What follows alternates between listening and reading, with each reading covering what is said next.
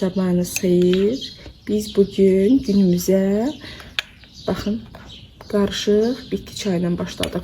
Bunun əslində adı çay gedir, yəni qarışıq bitki çayıdır.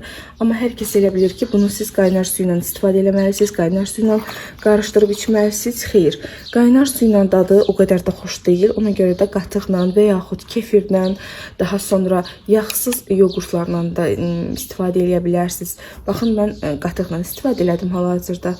Dadı çox yaxşıdır. Yəni gündə 2 dəfə olmaqla bir səhər, bir də axşam saat 5-dən 7, uzağı yəni 8-ə qədər istifadə edib içə bilərsiniz.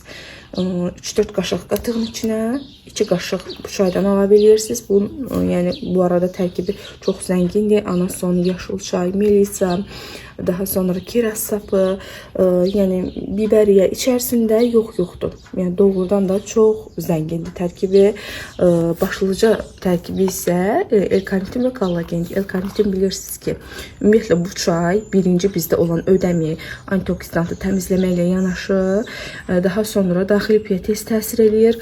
L-karnitin daxili piyləri yandırır və kollagen isə arıqlamış, yəni çəkini salmış dərini qoymur ki, sallanmış qalsın, yəni düşüş vəziyyətdə qalsın. O bədəni yığır qəşəng kollagenda.